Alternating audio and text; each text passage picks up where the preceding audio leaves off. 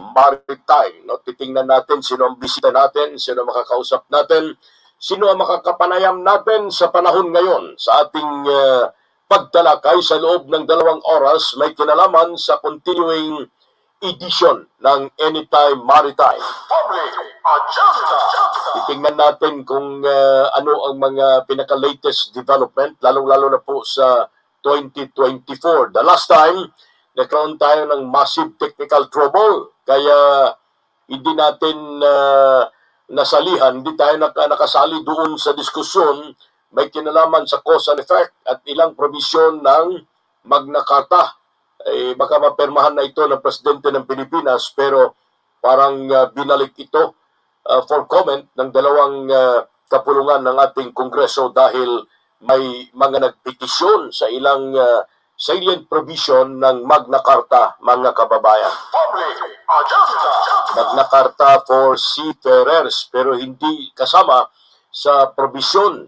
Huli na lang binalik ang provision, may kinalaman sa mga kadete, ang training, ano ang mangyayari, at ano ang kanilang sitwasyon, mga kababayan. Public Agenda!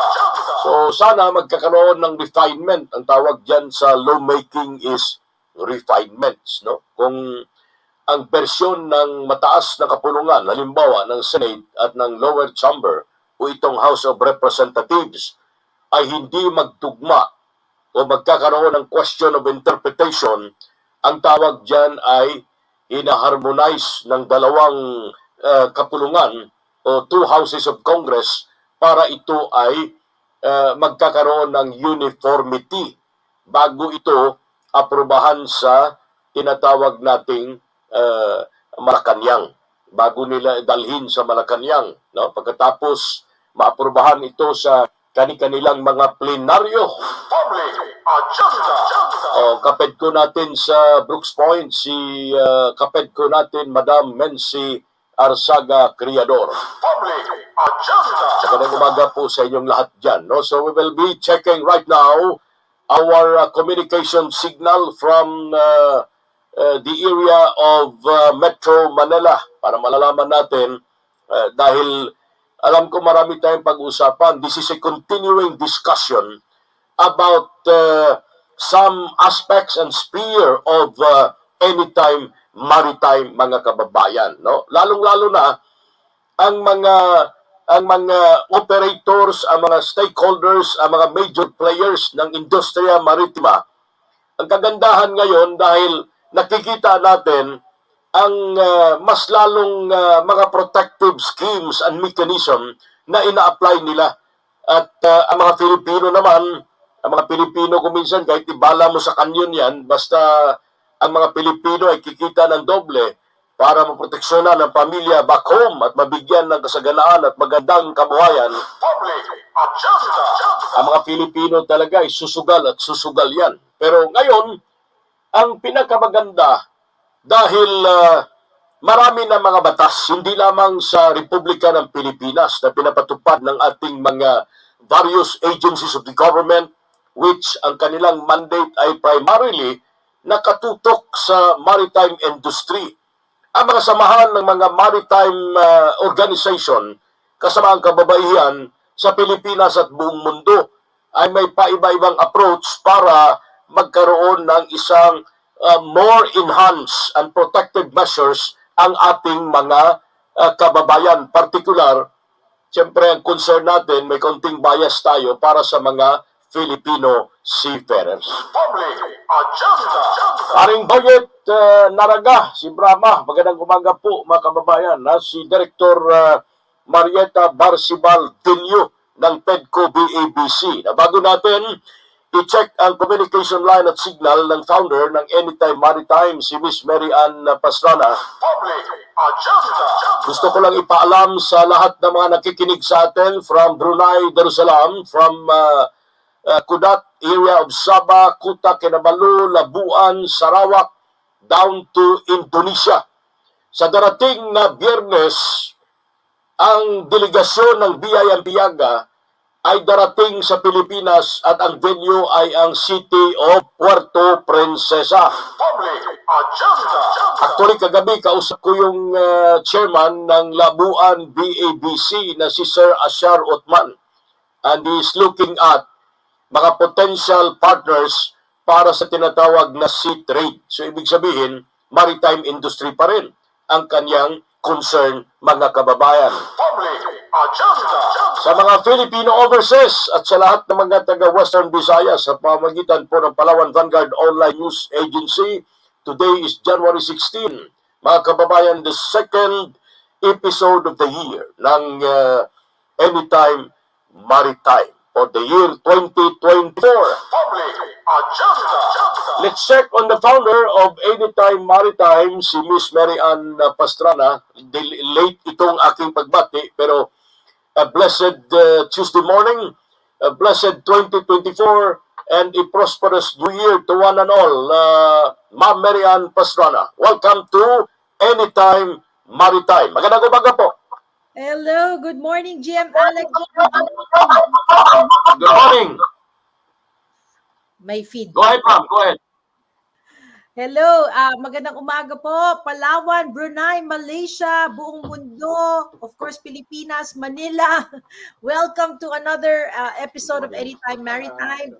Na-miss kita, GM Alex. The Okay. previous seasons, the previous episodes, I really missed acting with you. Ayan, naririnig pa rin namin kayo, GM Alex. But yeah, this morning, I'm so excited to talk to our guest from the youth sector of the maritime industry, NAX Youth. Hi! Hi, Wyren Balinis. Napaka-unique ng name ni Wyren Balinis. We're going to talk about the youth, no, in the maritime industry, cadets, and we are happy to have him join us in the next 2 hours. So, yes, GM, ready na ba tayo? Mag-i-introduce na ba tayo kay Wyren? Sige, Wyren, why don't you introduce yourself to our audience? What do you do and in the maritime industry? And yes, the young. Okay lang. GM, we can hear you. You're not muted. Go, Wyren. Right, thank you very much, Miss Mariana and GM Alex. I'm Wyren Bernard Sabanal Balinis. I'm actually a seafarer by profession, and I'm from Legazpi City. I graduated way back 2020, so it's kind of 25 years old, but I don't know if it still qualifies as a youth, though.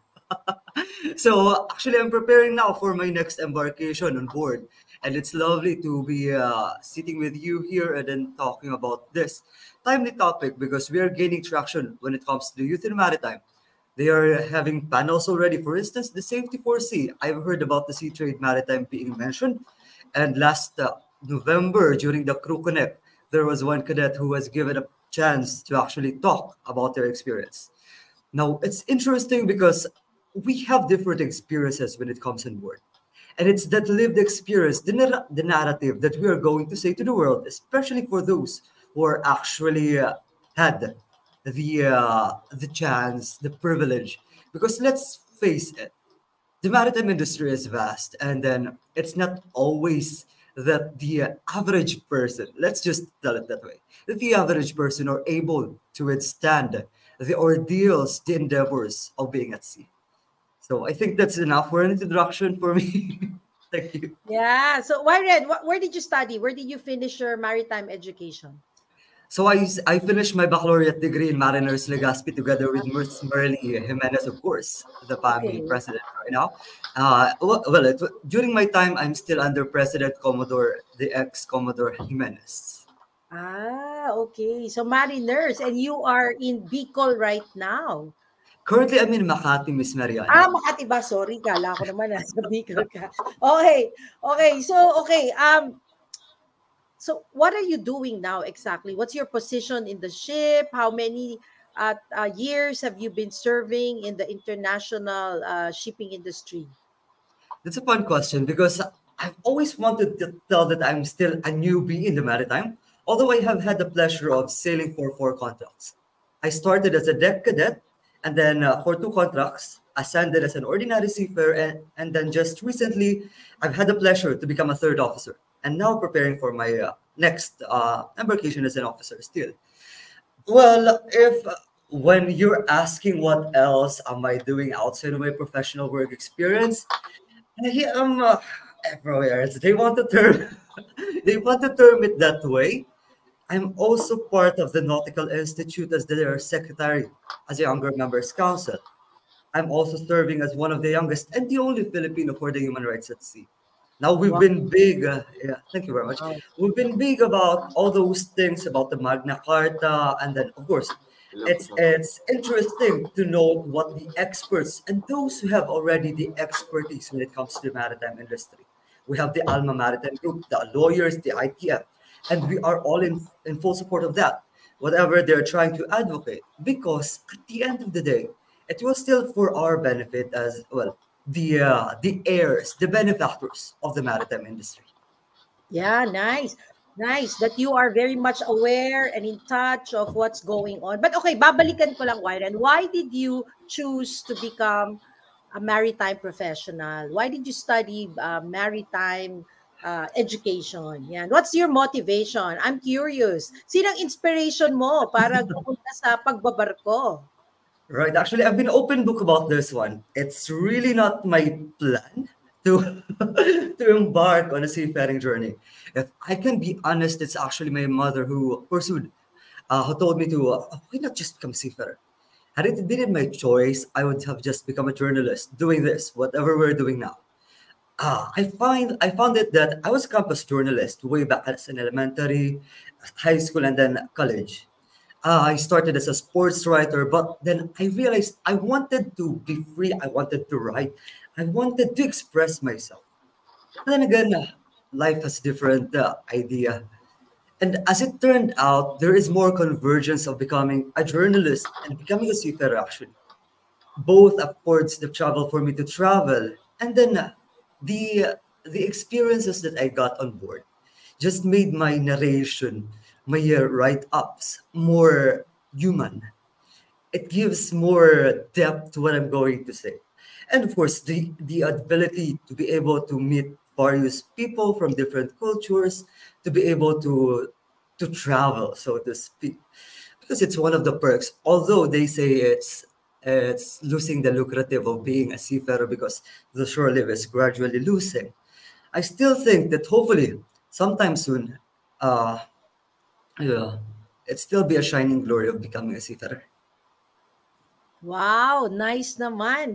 You know, you're very good, You're very eloquent and talagang nakikita kong pwede kang maging journalist, and I agree with you.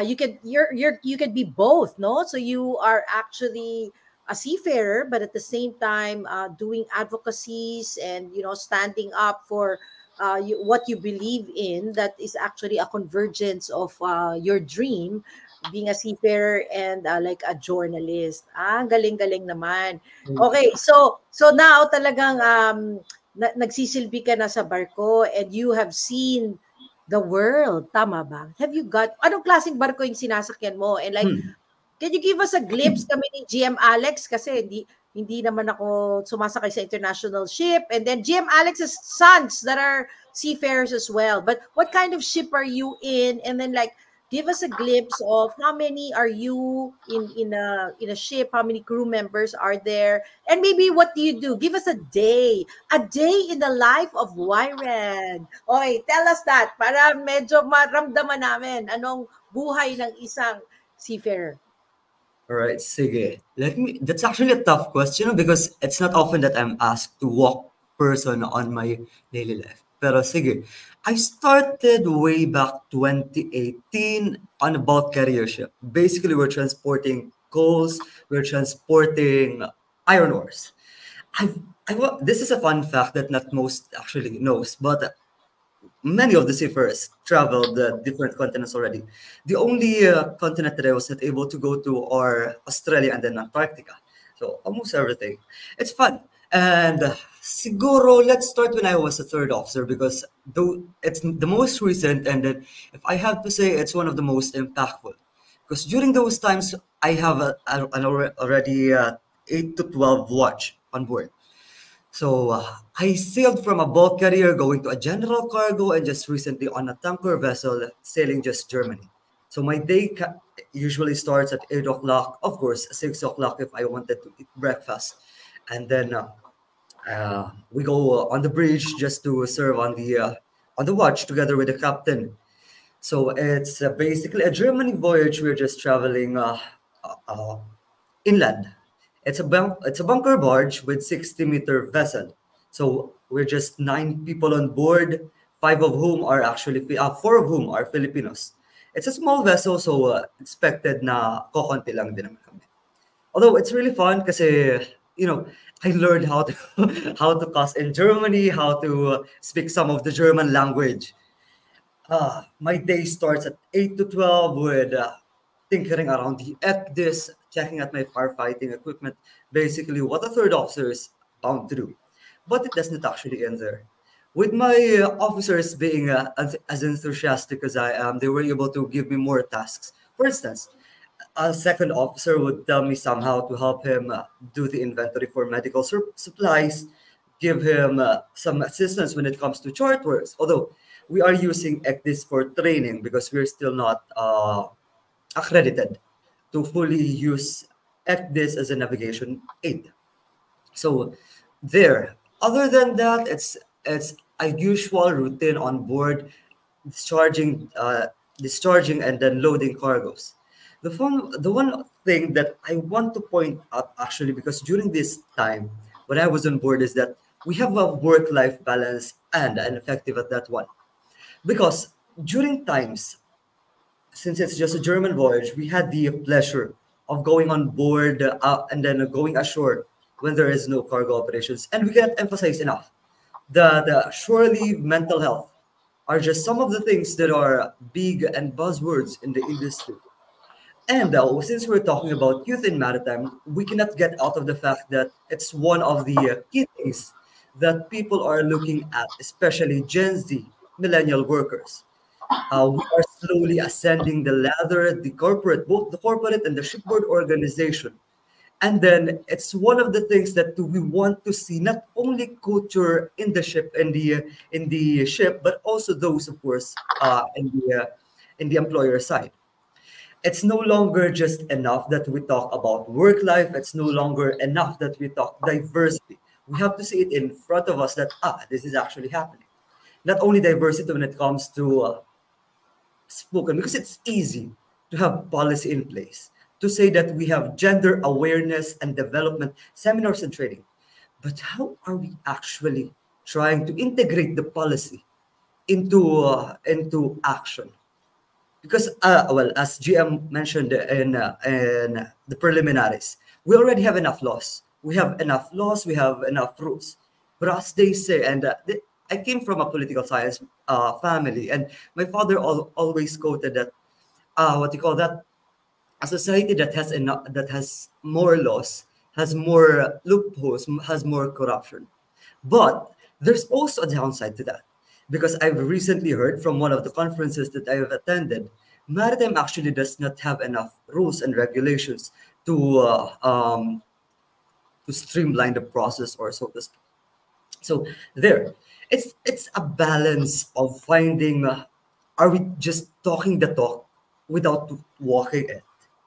And being one of the youth in maritime, there are researchers to back this up, that the Gen Z workers are more on the culture of the industry, not only on what on what they can offer to the company, but what can the company offer in return. I think perhaps that's one thing that we have to look as an industry on how to attract and retain talents in the industry. Yeah, nice. Okay, talagang very much abreast with the ongoings in the industry. You know the buzzwords, and you're very much involved. Okay, I'm curious. Who's your manning agency? How did you come to know the manning agency? Because I wanted to know like the pipeline. So kung graduate ka ng maritime school, how do you apply? How do you choose which ship you're gonna board, which agency you're gonna board? How did you know? How did you hear about them? And yeah, are you happy with the way they are handling your career? Yeah. Alright. There's actually so much facets on the question that you've asked. It starts on the school, of course. Oftentimes, when we, of course, as cadets, as students, we are pushed to find our own companies. But the thing is, if there is no visibility of what else are there, of what companies there are, of course, we will only know the big ones. I'm from a big company. I started my cadetship with them, and I am very much grateful for what they have done with them, for me, and then what I hopefully did for them in return. So let's start with, of course, the schools. There has to be, of course, the orientation seminars, the career, and then putting people who are actually, of course, we know that the instructors are actually there to narrate, to integrate in their lectures what they have experienced. Also, we have to have a career workshop. Those are things that's happening for the for the third years, at least. Beginning it for the first years is not bad. Having a visibility of what there are, what opportunities there are in the industry. This is another thing that's not often emphasized, right? I always advocated that maritime industry is a big profession, and oftentimes we only focus on seafaring. We often forget that we can also go to naval architecture, marine engineering, of course. There is also shipyards. Philippines is one, if not one of the biggest shipyard and ship recycling. With the Hong Kong Convention coming into play, we are also positioning ourselves to, of course, ascending to the convention, Hong Kong SAR Convention. And there, probably it's also high time for maritime education and training to also advertise not only the seafaring profession, but other career paths related to the maritime industry. We forget that we can become lawyers, we can become policymakers if we wanted to. So there, that's one, maritime education and training. And then ascending to the, I'm just one of the lucky few. I know that there are cadets who are applying in Calao, who are sending their resumes everywhere to no avail. And then I am calling on, this is going to be, I've often been told that I am very much aggravating people when I'm calling for action. But perhaps this is a call to action for our licensed manning agents, licensed crewing agencies, that open our doors to junior personnel, to cadets, to OS. Because as we want to say with my friends from international, we cannot have captains, we cannot have officers who are competent and confident if we do not train them as cadets on the ground. Because oftentimes the enthusiasm that we have as people who have already been in the industry, we have to translate it to the people who have not yet experienced, because we have so much energy. You can just see me they see me all everywhere. But it's not just me. It's getting tiresome. I'm so sorry, and I love you so much, everyone, but it's getting tiresome to be the only one speaking about my experience. There are 200 people from my batch alone, and 200 others from the people, and those people have their own say. And that's one thing that I'm advocating. If we want to attract and retain the talent in the industry, give them a voice. What do they have to say? What are their experiences? Because it's not only my experience. I cannot speak for everyone. I Yes, can exactly. conduct my own. Thank you. Ren, precisely why we have Anytime Maritime, huh? So that precisely why we have this movement, so that we can have a voice in the industry. We're very focused with anything maritime, and of course, anytime we can talk about it. So I'm glad that we share the same vision and mission, and that is to have a voice and to listen to your stories and learn from your experience, get inspiration, and then learn. And we are being, you can replay, you can access us in the social media, on demand. People can watch us via our Anytime Maritime Facebook page. So yes, that's why precisely why I'm glad to hear that you are advocating for more voices, so that we can have a louder voice and we can inspire more and retain talent. Because you attended the Crew Connect conference last November. Yes? Okay. Yes, So po. GM Alex, share namin sa'yo, because I also attended that conference, November Crew Connect, wherein crewing people ship owners come together and we talk about the crewing or the long-term vision for the maritime industry. So GM Alex, ang take home ko doon is mas mabilis ang production ng barko sa pag-produce natin ng mga officers na magman ng barko. There is an impending shortage of seafarers. If we don't produce more, magkakaroon ng may maraming barko pero walang tao. And that they love the Filipinos. They want to hire more Filipinos. Therefore, we should continuously produce, quality, competent seafarers that are resilient, adaptable, English speakers, leaders, AI, ganyan, may know-how sa technology, tech savvy. Yan ang mga nauwi namin sa Crew Connect last November. Nandun pa rin pala si Wyren. So, quite good to know that you are interested and you're there. GM Alex, may tanong ka ba kay Wyren? Yes, Daddy thank you, Miss Marian, yung founder natin sa Anytime Maritime. Now, Wyren mentioned about he's only 25 years old. So young, yet so energetic and dynamic. And it is seldom that we could ever find someone like him in the industry na punong-puno ng comprehension. Ibig sabihin, bit-bit niya, kasi na-mention niya kanina, he mentioned about his first choice was to be a journalist. Kaya nakikita ko ang pag-intertwine ng kanyang dugo na gusto mag-journalist pero pumasok siya sa kakaibang mundo ng mga seafarers, no? So, ang mangyayari dito, it reminds me of Walt Disney. Walt Disney is an engineer by profession. Nung na-realize ni Walt Disney na napakarami na ng mga engineer sa buong mundo, sabi niya, ano kayang itaguyod kong engineering para hindi naman sa mas makilala siya ng tao to acquire legacy, but mas lalo siyang ma-appreciate ng mga tao. Then Walt Disney coined this paraphrase, human engineering. And that is Disneyland all about, which everybody knows it started with Walt Disney. And what Walt Disney really wanted during the time was to re-engineer humans. So ang tawag niya diyan sa Disneyland is human engineering.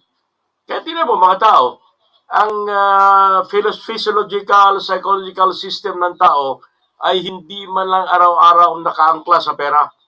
Hindi lang araw-araw nakaangkla, lalo na ngayon, we are full of stress, anxiety, blah, blah, blah. So when Walt Disney created and recreated and re-engineered humans, na-establish niya itong Disneyland, which until now ay namapayagpag at in fact, meron na sa ibang bansa sa buong mundo. Yan ang nakikita ko sa iyo, Wyren. Nakikita ko sa iyo, at a very young age, nakita ko yung parang hindi tumitigil ang utak mo sa kaiisip kung ano ang maaari mong gawin in the future. Alam mo, to tell you, man, right now, you will go many places. Nakikita ko sa ano mo, dynamism, na you will not only become a leader of the industry, but people, especially in the maritime industry, will somehow benefit from that frame of mind na meron ka. Kasi nakikita ko ngayon, hindi ka lang nagtatrabaho sa barko para kumita ng malaki. Hindi ka lang nagbe-venture sa barko, given at that, sa international shipping line ka, malaking kumpanya, German base, pero palagay ko hindi lang doon na nalilimit yung frame of mind mo. Nag-isip ka, anong kaya mong gawin that somehow hindi lang marinig ng mga duly constituted authorities natin. Ngunit, mapakinabangan ng lahat ng mga seafarers. Sometimes, it takes a man or it takes another man to continue the crusade and to take up the cudgel for and in behalf of other people. Again, another citation, Jose Rizal. Jose Rizal pumunta ng Europe, hindi naman primarily para makisali sa politika. Hindi niya naman ambisyon yung may mga la solidaridad silang nalalaman noon. But si Rizal, ang inclination niya is to sway the Filipino people para mamulat ang mga Filipino na hindi tamang itong na for the last 333 years, sinakop tayo ng mga dayuhan, sila na kinabang ng mga lupa, sila na kinabang ng mga resources, sad to say, pati mga babae natin, binuntis nila, blah, blah, blah. So I think, you know what I mean, about 333 years rule sa bansa natin. Now, although in fairness to the government, in the continuing episode of Anytime Maritime, we have had somehow discussed many aspects through our resource person. Pero itong narinig ko sa iyo ngayon, kakaiba ito. Kakaiba in the sense that maybe wala naman sa edad yan, pero nakikita ko yung direksyon ng utak mo. Nakikita ko na hindi ka lang kumikita, ngunit dito ang potensyal na maaari kang, dahil sa iyo, magiging instrumento ka ng kamulatan ng lahat sa maritime industry. Why don't you start writing articles? Ipasa natin sa mga web. O dito sa Palawan, maliban sa RMN Network, meron kaming Palawan Vanguard Online News Agency, which everybody knows. This millennial time, alam naman natin, ang buhay natin ngayon, parang hindi na tayo mabubuhay pag walang internet. Alam mo na yan. So why don't you start writing your observation, your experience, that would somehow pave the way to encourage more and aspiring seafarers in the near future. Jim, thank you very much. No, sige. Challenging, and I am really nahihiya na ngayon kasi syempre, kapag sa inyo nang gagaling, parang okay, it's a big deal. Let me just add on to, syempre na-mention mo ang ating bayani si Gato Rizal. Perhaps one of the na nagtataksahan is towards the end of one of his novels. I forgot kung El Filion or Nolime, pero yun. And it connects well sa natin, sa topic, because ang sabi ni Padre something is about where are the youth who will embody in themselves the vigor of life that has left our veins, the fire of enthusiasm that has something along those lines, that the embattled Franciscan priest yata yun, para basta priest, he was calling on to the youth. Nasa na sila ang torchbearer. And I think that's just something that we're doing with the social media. We are not already limited on the, what do you call that? On the conventional. Now more than ever, we have the prime duty on not only living for ourselves. Kasi tama, anong sinabi mong, we're no longer just caring about the money. Kasi, sabi sa nabasa ko recently, no one will get out of this earth alive. And we can just hope that we did an impact.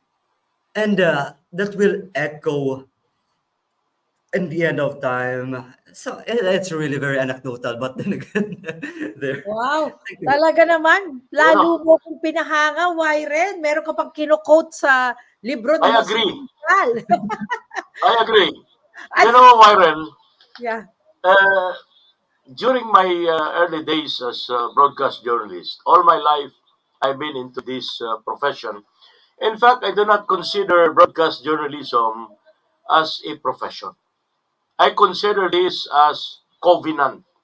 This is a social contract that I have been and will be in for the rest of my life. Para sa akin, Ang pagiging broadcast journalist ay isang social covenant. Kaya kung minsan, kahit masama pakiramdam namin, gigising kami. At kung minsan, it is unfortunate that when I was involved in local legislation, nung kapanahonan ko pa sa politika, meron akong isang kasamang city councilor, is a CPA lawyer. At the time, 63 years old na siya, sabi niya, pare, why is it that the youth is only wasted in the young? I think, nakuha mong ibig ko sabihin na, why is it that the youth is always wasted in the young? Kasi maraming young generations na, alam mo na, ibig ko sabihin, mas mahalaga ang good time, mas mahalaga ang humingi palagi ng pera sa tatay, sa nanay, at alam mo na ang trend ngayon, coffee lang. Kami noon, sara-sara na coffee lang. Ngayon, ang coffee kailangan Starbucks, may mga matching kung ano-ano pa. So, ibig sabihin, ang thinking ng generation ninyo ay kakaiba. Hindi ko sinasabing masama. But titingnan mo ang aspects ng moral plus erosion or denudation to get the right word. Masyadong unti-unti, Wyren, na bumabagsak. I do not want to elaborate obvious things, but as a broadcast journalist all my life for almost 38 years right now, nakikita ko ang iba-ibang mukha ng mga generation. Kaya ulitin ko, you are having this unique potential in you na siguro yan ang tutugon sa sinasabi namin, why is it that the youth is only wasted in the young? Kahit nag-edad na kami, kung kaya pa namin gawin, ginagawa namin. Kasi, I don't know if you will agree to me that wala nang ihigit pa sa buhay ng tao. Hindi lang satisfaction, hindi lang fulfillment, hindi lang achievement, ngunit palagi tayo naka-anchor. Dahil barkong pinag-usapan natin ay, I will use the word anchor, palagi naka-anchor sa tinatawag na basic. Di ba? Tingnan mo ngayon, I don't know kung na-experience mo. Dati, pagdating alas 6 ng gabi, tatay, magandang gabi po. Nanay, magandang gabi po. Yung iba ngayon, sabi, pagkakita ng tatay, hey, pap. Di ba? So, ibig sabihin, umiba.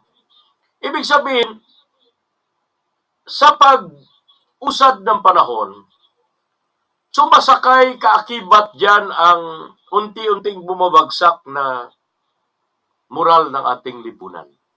Kung minsan, mga parents, hindi na natin ginagalang, unlike before.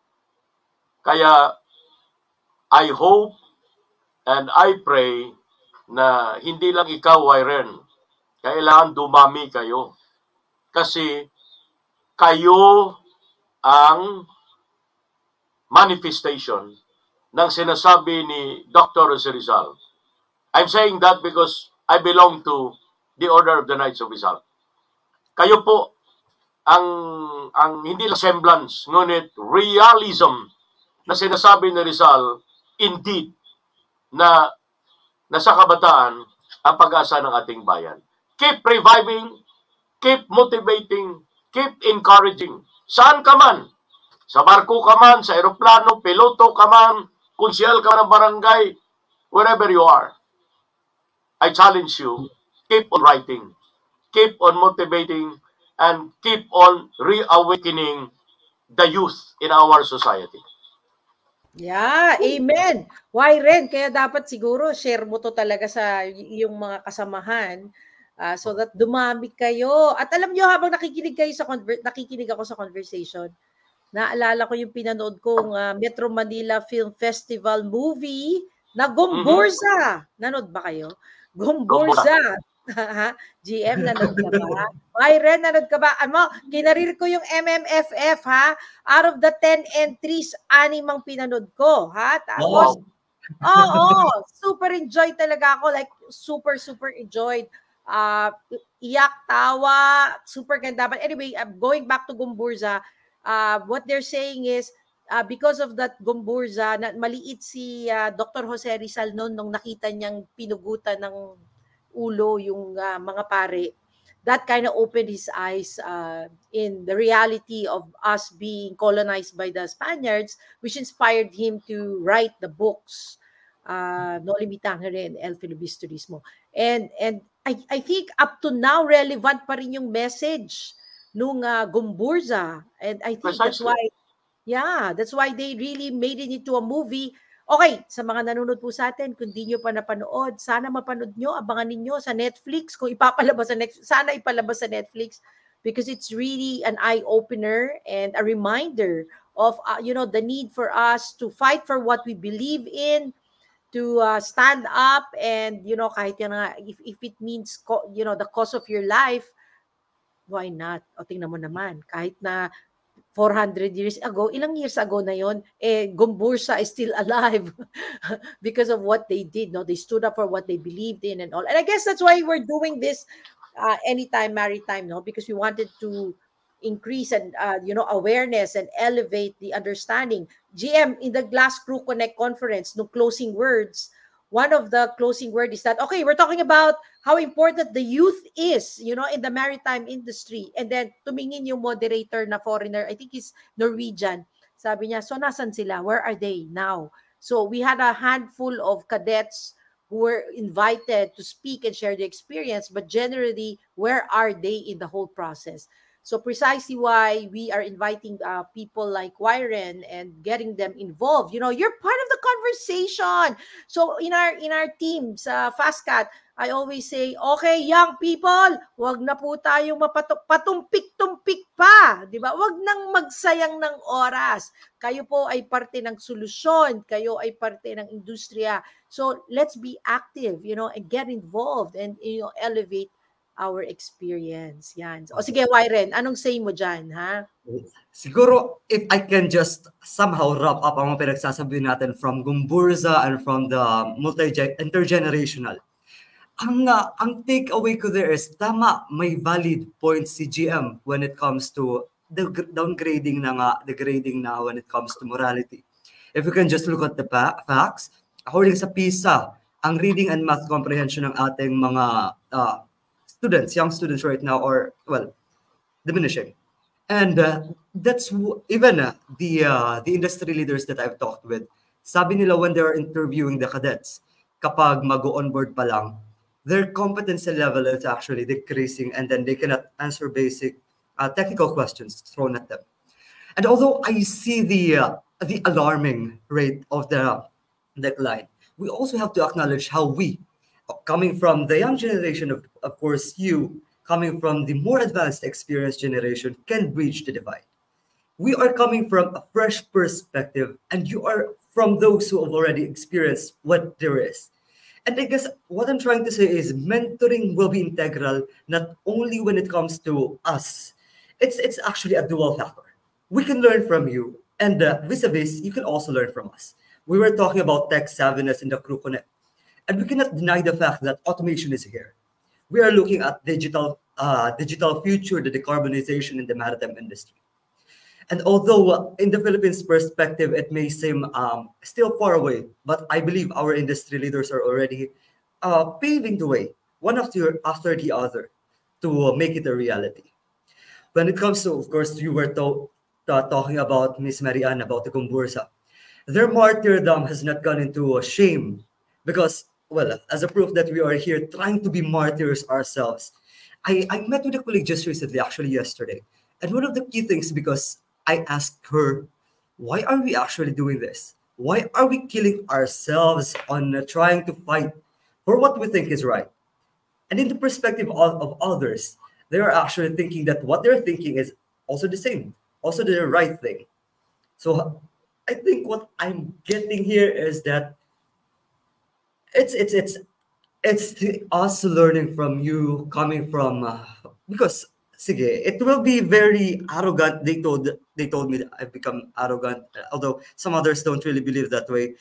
But I want to point out that we cannot do it alone as young as we are. Although we can be very much eloquent, we can be very energetic, and all the passion that we can. if it's hollow, if it's not grounded on morality, if it's not grounded on what is actually happening on the ground, we still start from the grassroots. And who are in the grassroots? Who are actually living the experience? Many are actually atop of their ivory towers, only looking down. And us on the grassroots are probably seeing it as helpful, but not as viable as we want it to be. Thank you. Okay. Pumasok lang sa isipan ko. Ang pagkakaintindi ko sa kagaya mo, Wyren, parang secondary ang kung ano man ang ma-achieve mo. I know you came all the way from a decent family. I could sense matatalino ang mga pamilyang pinanggalingan mo. Pwede ka naman mag-abogado. Pwede ka naman mag-doktor. Pwede ka naman pumili ng isang profesyon o career na makaiwas ka sa pagiging I am not encouraging more martyrs. I would rather not encourage more heroes, but we can be heroes in our own line. Ibig sabihin, hindi naman kailangan barilin tayo, hindi naman kailangan pugutan tayo, igilotin tayo.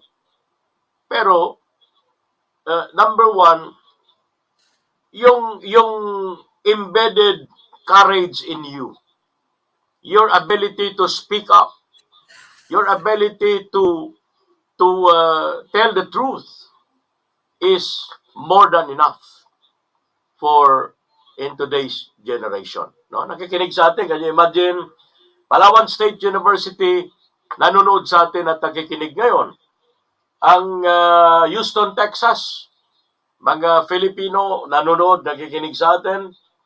Ang buong Nara, Palawan nanonood sa atin. Ang Rojas, Palawan. Ang Toronto, Canada, nandyan sila Miss Jocelyn Numukan, Angie Imperial.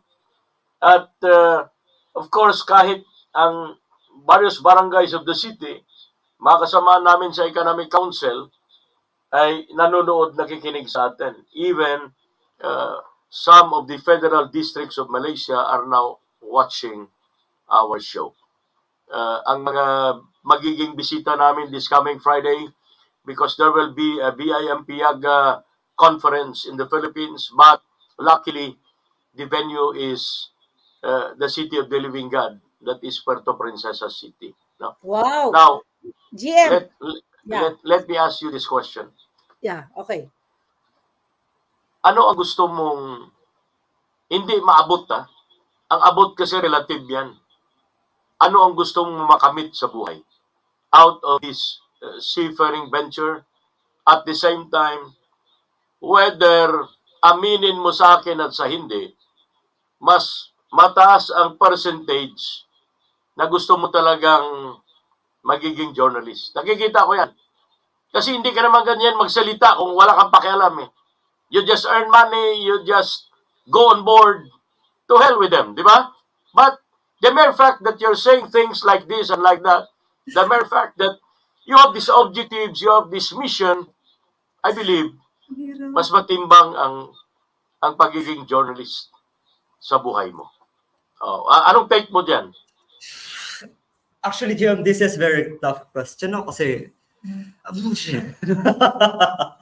wait lang po, pag-isipan ko. Sige, let's start siguro with... Sige, mag-isip. Wyren, sige, mag-isip ka. Habang nag-iisip ka, may tatanong lang ako kay GM Alex. Anyway, gets ko yung sinabi mo nung pangangailangan ng kabataan ng mentorship and guidance from the elder people. Naksaman elder, hindi older sinabi ko. Elder people like us. So that's why even in our company, we're launching our mentorship program because that's how we see we can grow leaders when the young are guided by the more expert ones, no, in the right way. So it has a structure, and we're gonna launch that. So I get that, and I hope more young people get mentors and get mentored, no, get mentored. Pero sige, habang nag-iisip ka, Wyren, because I'm so interested to hear about the BMP Ayaga. GM Alex, sa mga nakikinig, kagaya namin ni Wyren, na hindi man namin alam ano activities ng BMP Ayaga, maybe you can talk about it a little bit habang nag-iisip si Wyren ng isasagot niya sa'yo. Basta tandaan mo yung tanong, Wyren, ha? Mabilis ka pa naman makatanda. So si GM Alex, GM, kwento mo lang sa amin. At saka, ngayon ko lang narinig yung sinabi mong City of the, what? Ang Puerto City of the Living God. City of Puerto the Living Princesa City. O sige nga, explain mo nga sa amin bakit naging City of the Living God ang Puerto Princesa at saka ano yung activities ng BIMP Ayaga, anong goal ng BIMP Ayaga, and then alam mo ba Wyren ng BIMP Ayaga? So siguro kwento mo lang sa amin, GM Alex, para naman we also educate our listeners on what you're doing, you know, in that regard. Sige, please. Ang City of Puerto Princesa is highly regarded, one of the finest tourism destination in the world.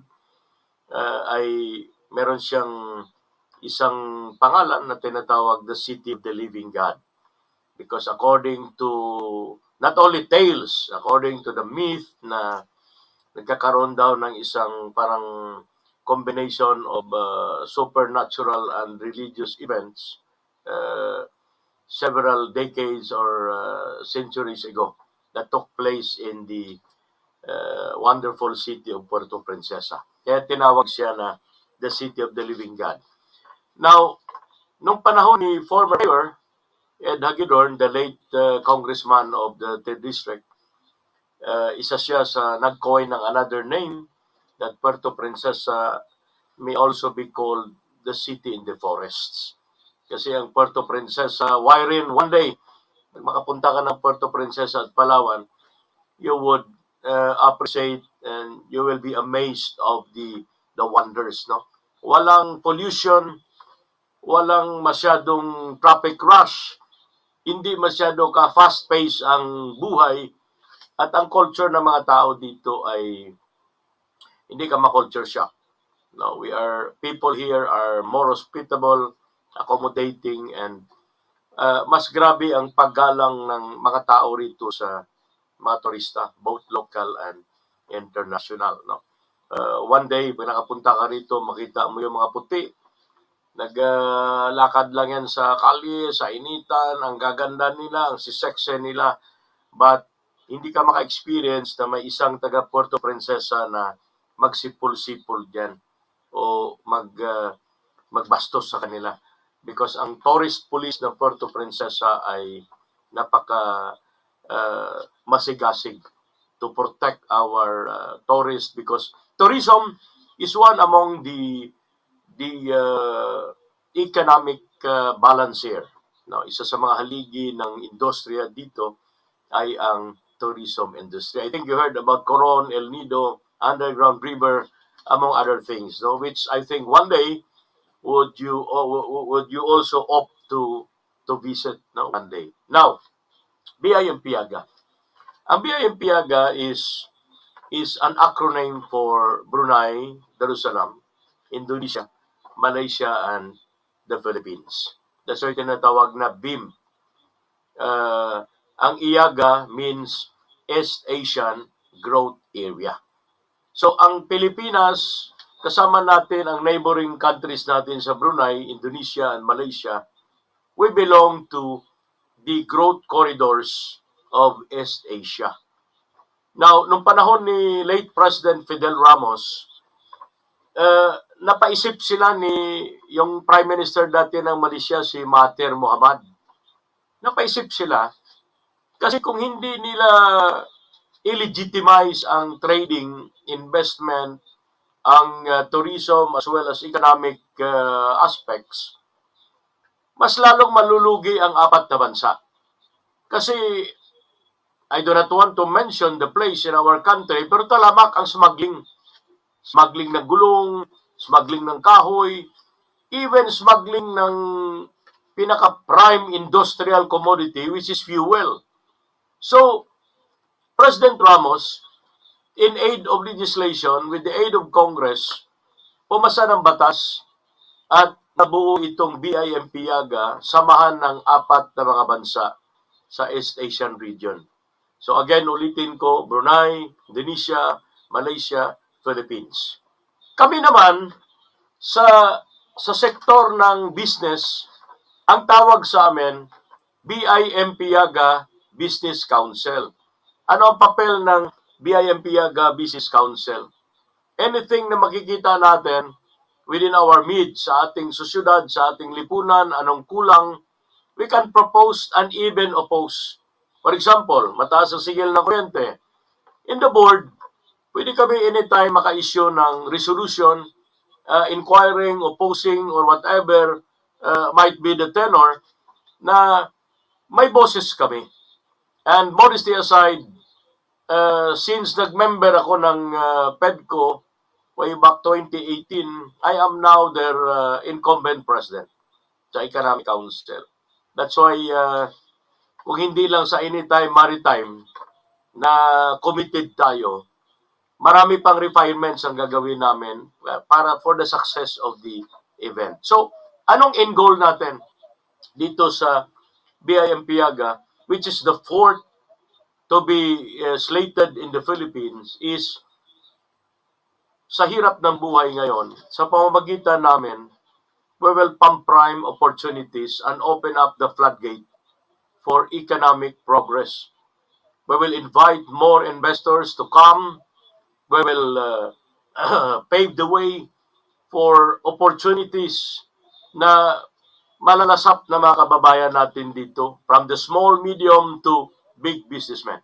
Because we always believe that in every opportunity that you will be creating, in every investment, in every business, in every spark of economic activity, ang kakibat niyan is employment opportunity.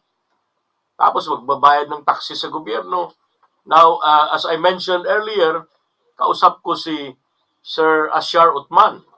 He is the BABC chairman of Labuan, Malaysia. Malaysia kasi, Warren, iba-ibang mga federal administrative districts yan. Pero mayayaman lahat yan. Like Kuta, Kinabalu, Labuan, mayayaman because they have gas fields. They have oils. Now, sa mahal ng bigas sa Pilipinas ngayon, sa mahal ng mantika, they are encouraging us to do the sea trading. Na kung mahal ang bigas natin, makamabalansin natin, ay pwede sila mag-trade ng bigas nila sa atin. In return, ano mga produkto na pwede mang matrade ng Pilipinas, specifically Palawan, back sa kanilang lugar. Isa sa pwede nating ipagmamalaking produksyon na magiging world class or export quality is our marine resources here in the province of Palawan. If you happen to see mga lobster dito, Wyren, wow, malalaki, mabuhay-buhay na isda, at yan ang gusto ng BIMPIAGA. So, actually, this coming Sunday, dadalhin ko ang delegates, more or less mga 38 sila, from Brunei, Indonesia, Malaysia, maliban pa doon sa gustong umattend.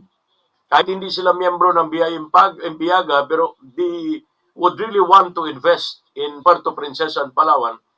All of them, dadalhin namin sila kay former governor and now congressman of the 2nd District of Palawan, Jose Chavez Alvarez.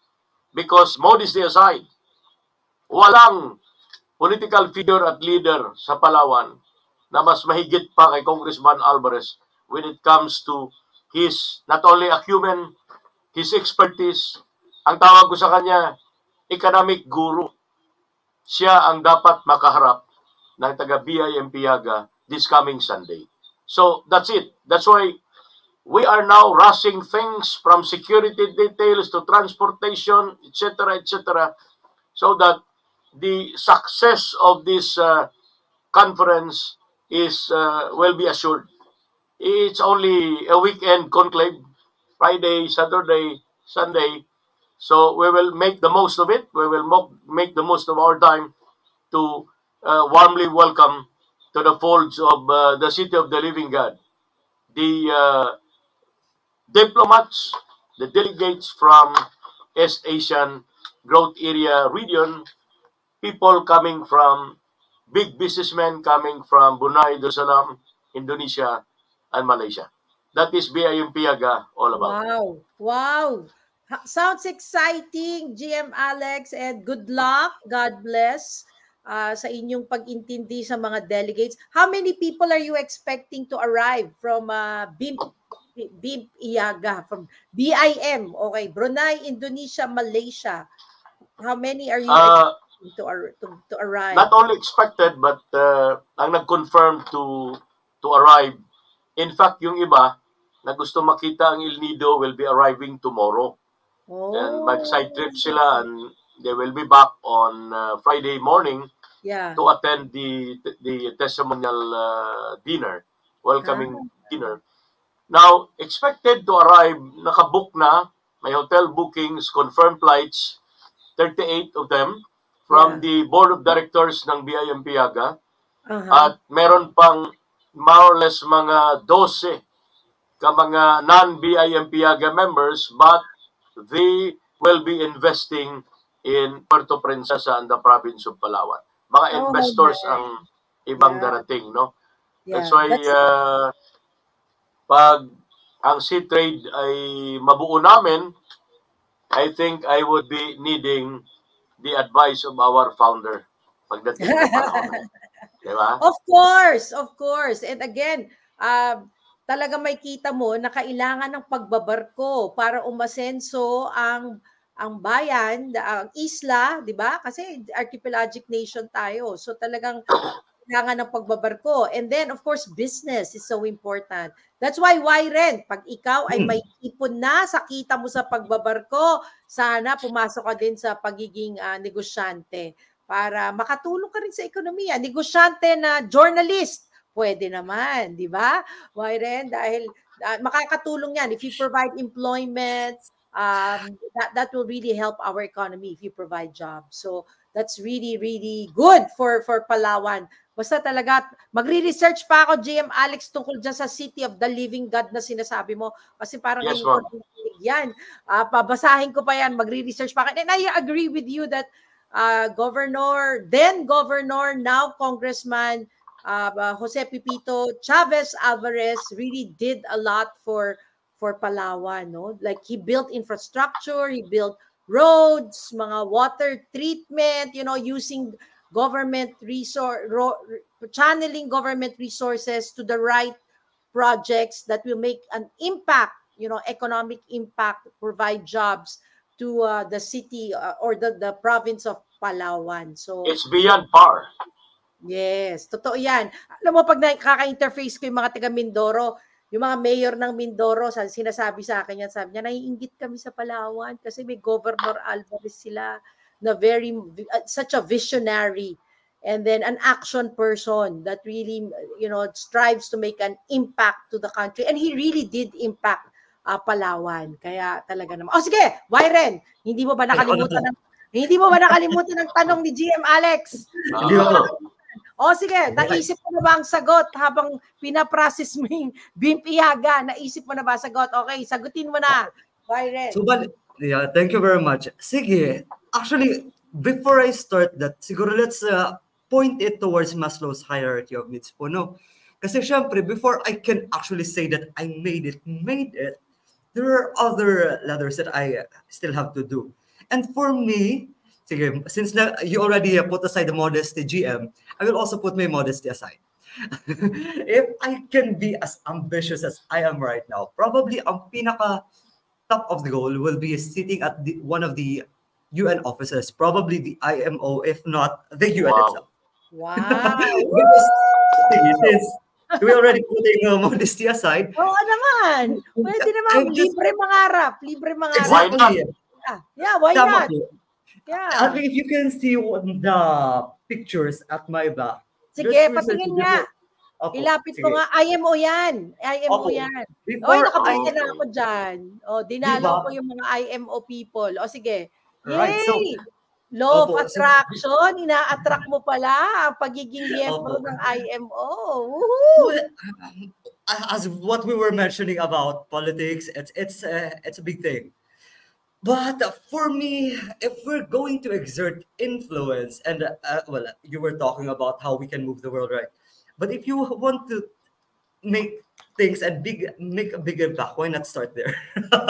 So just recently, before Nice. this year ends, I had the pleasure to go into the United Nations headquarters in New York. Yes. Then modesty aside, and I love you so much. Sabi nila, I'm one of the pool of experts for the United Nations Division for Ocean Affairs and the Law of the Sea. So we're already there. We are. I'm so Woohoo! sorry. Woohoo! This No, is no, no. I really Kailangan wanted. naming marinig yan. At kailangan ma-inspire young people, no? Okay, sige. Continue, Tama. continue. Naiyak tuloy ako. Okay. Alright, so you Why? know, It's okay. that's why I'm Don't be trying to shy. mince my words nga po because I don't want to To sound offend like the you're wrong people. bragging. To sound like you're bragging or boasting. Okay, you're not. You're just telling Thank you. talaga what you have accomplished. Okay, Thank so you. you have visited UN New York and then And then I had the pleasure actually to deliver a mini intervention during that conference. And then one of the what we spotlighted there is how essential. Kasi kukunti nga po, syempre those are already full of experts, no? So we're expecting ng mga 50 years old up. But I was actually surprised when I arrived there. May mga bata, let's say 29, 30s, which is actually very much welcoming. Kasi when we think about United Nations, we think na they're already the oldest, the gray-haired people. And although they are, but we already have the United Nations Youth Office. And if we're talking about including youth, kasi ito pa po, in all of the conferences that I've been trying to attend, regional and then internationally, when I speak about where are the youth in maritime, they will say na that is a very niche area and we don't dwell on that. For instance, during the United Nations ECOSOC Youth Forum, of course, that's already Youth Forum, if only kokonti yung mga youth na nag-a-attend to speak their voice. And that's just disheartening. We're talking about the global trade. Here's another one. The Summit of the Future will be happening in September. And it's the Summit of the Future. We're talking about, again, the youth. Where are the young generations? In particular, where are the young generations coming from the global trade, the shipping, the seafaring, the maritime professions? And that's one thing that I've been advocating when it comes to speeches. We have to talk about maritime professionals, not only seafaring. Because we are not limited to seafarers. We are also fishers, we are also port workers, even the logistics people. So that's one thing. And if you cannot see, I've met with the elected and now the IMO Secretary General. And alam mo po yung sabi niya, if ever I come to visit in the IMO again, just tell him. And it just says a lot how progressive, okay, sige, sorry, wrong word, but how forward thinking the industry has become when it comes to welcoming seafarers. And I've also been. Here's another one. Sorry, I'm getting excited because I really wanted to talk how my trip to London and then New York actually turned out, and then I had no avenue. And thank you very much for having this for me. I had the pleasure of going to Cathay. Cathay is one of the British clippers in during the medieval times, the archaic times. And when I entered, I saw how the rigs, the masts, and then now I am on board an ecdysis in ships that is far, far from what the Cathay is. And then, alam mo yun, it dawned on me na the lives of the people there, I saw their living quarters. And then, siguro if it happened now, oh, how the embassy would be. See, their lives there are tough. I actually printed some of the pictures also there. It's the Katisar. And then I also had the pleasure of going inside the what do you call that? The Middle Inn, the Honorable Society in Middle Inn Temple. Basically, it's an elite only for barristers in the United Kingdom. And then I had the opportunity to go inside, things like that. So what I think I'm trying to point out is that if we want to impact, and if we are just dreaming big, and you're asking me big things, why not just set it there? Sabi nga nila, it's better to hitch for the moon and land on the stars than try to hit on the moon and the stars and then actually achieve it.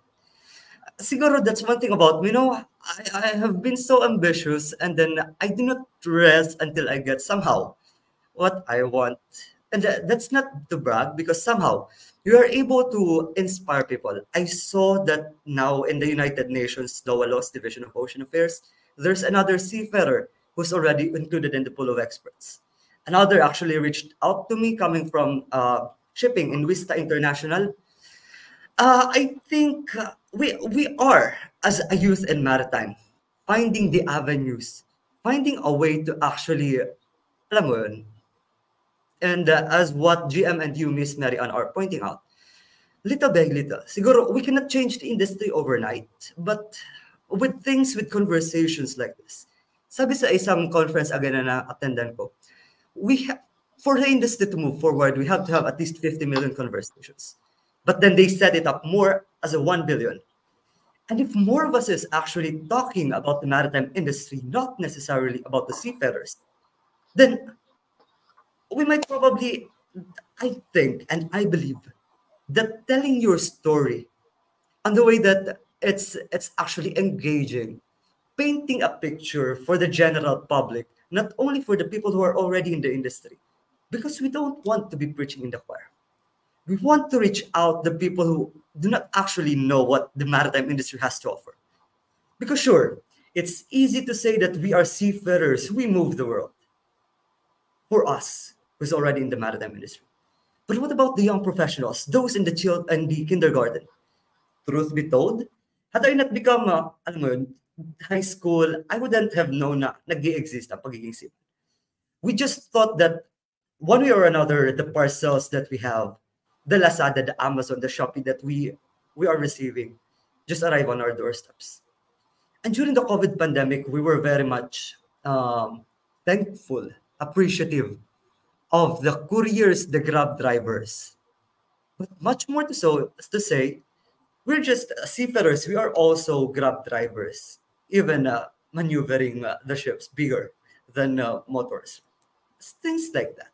I agree. I couldn't agree more, Wyren, because I was there too at the Crew Connect, and they were saying they created a target to have 1 billion conversations about maritime, no? So because it's our responsibility in the maritime industry to share what's happening in our industry to the people that is not in the maritime industry, and that is one way that we can ensure the sustainability of our industry, di ba? Responsibilidad natin yan. And you know what? I'm so inspired by you talaga, Wyren. Biruin mo, pinapangarap mo yung IMO. Nagpunta rin ako dyan, ha? Kaka-network ko sa kanila, inimbita ako. Go talaga ako. At yung Cathy Sark na yan, we had an closing event in the Interferry Conference in 2019. At ang yung aming closing event was cocktails at the Cathy Sark. And I have the same feeling as you. Yung makita mo, kasi yung mga hindi pa narinig yung Cathy Sark, alam nila siguro, yung iba siguro alam na Cathy Sark. Di ba ano yon? Alcohol yon? Alcohol drink. Whiskey ba yon? Cathy Sark whiskey ba yan? Napag-aalataan tayo, ma'am.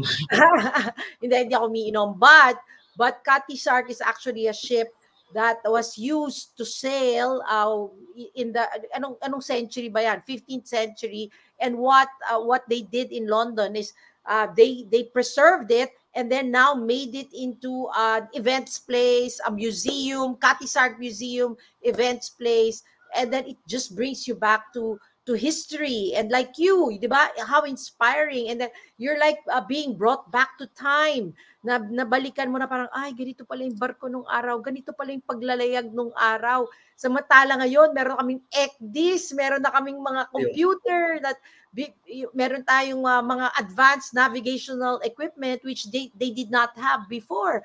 And maybe before, ang heightened yung senses nila kasi, di ba, by seeing the weather, looking at the weather, and that's how they cope. Wala pang tulong sa mga artificial intelligence or mga equipments like what we have now. And like what you said, set high goals. Libre naman mangarap, di ba? So mangarap na talaga at mag-network na. Huwag nang isipin na, nakakaya naman, anong gagawin ko sa IMO, anong gagawin ko sa UN. At sa kinwento mo sa amin, Wyren, na dahil nag-ambition ka to network with them, naging speaker ka, and then like the IMO SecGen is now becoming like your mentor kasi sabi niya sa'yo, anytime you're there, come visit me. Because they recognize the value of the youth and the importance of interfacing with the youth because kung kayo si Jose Rizal lang naiisip ninyo na about the youth, mga quote ninyo, ako naiisip ko si Whitney Houston. Yung kanta niya, I believe the children are our future. Correct.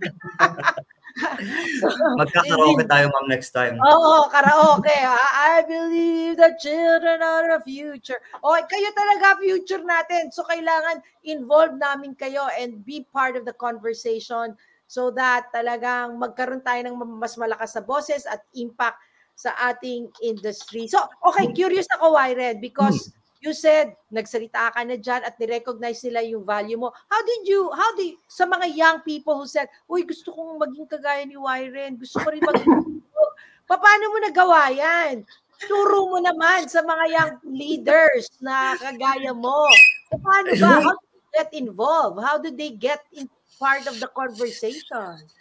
That's actually a very good question, ma'am, no? Kasi hindi ko din alam. Pero if I have to start, siguro, sige.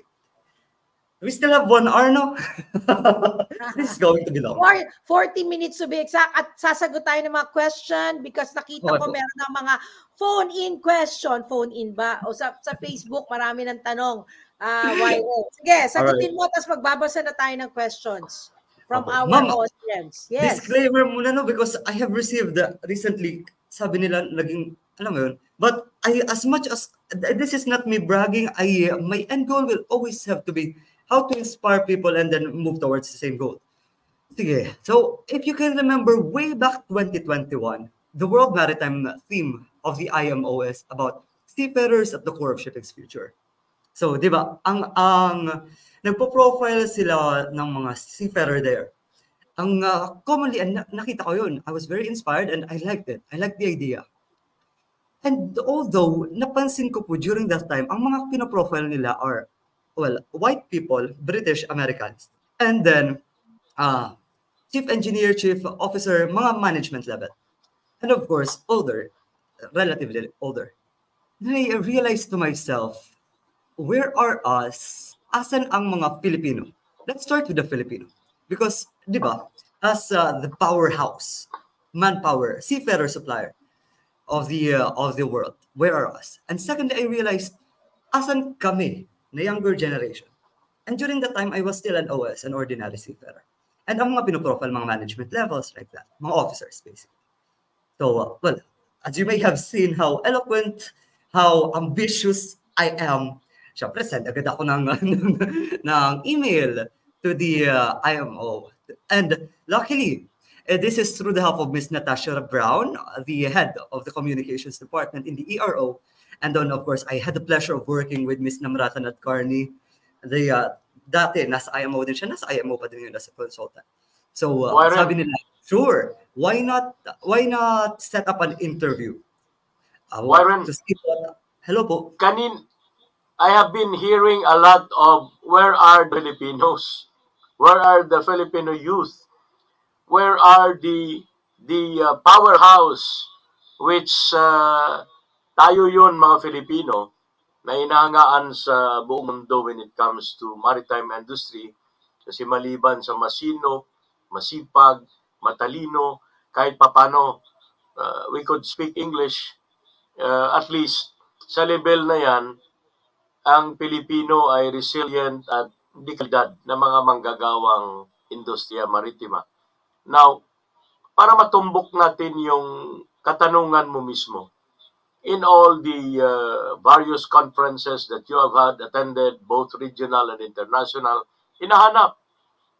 So, ano ang motivating tool o ano ang aspiring mechanism na i-apply natin to encourage Filipinos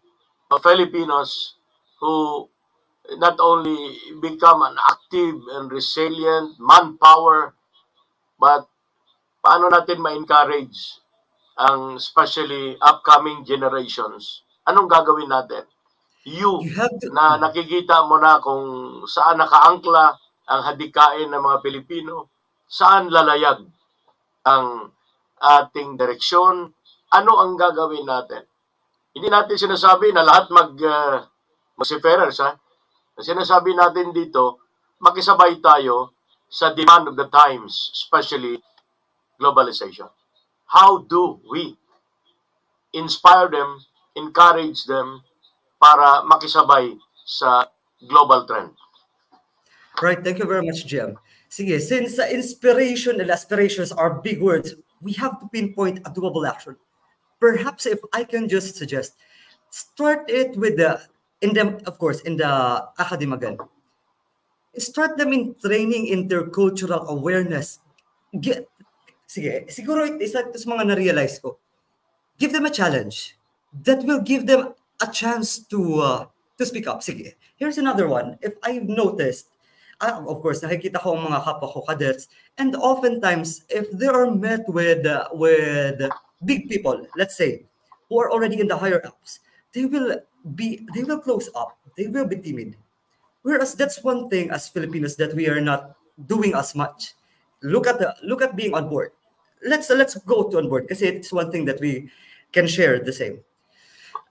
Just giving the cadets a chance to demonstrate during safety drills, probably give them the chance to do how to demonstrate the firefighting equipment. That's where I started.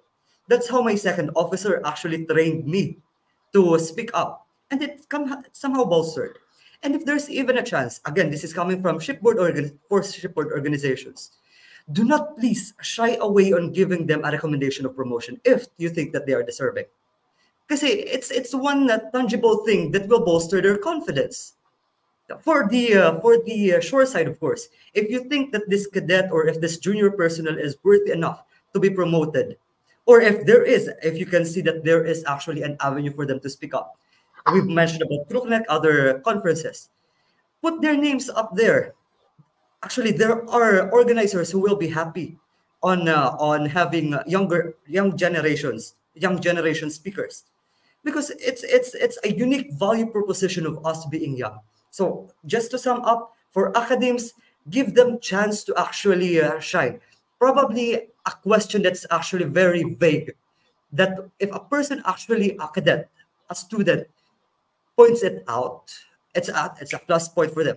For the shipboard organizations, for officers, engineers, give them a chance to stand up on safety drills during, I don't know, workshops, things like that. And for corporate organizations, if you think that there is actually a stellar person, cadet or officer or whatever, who has the chance, loop them in with organizers that you know, or better yet, have your own crew conferences, and then, I don't know, pull the aspiring cadets that you have. And with that, we are looking forward for dialogues. And you already have a platform, Anytime Maritime.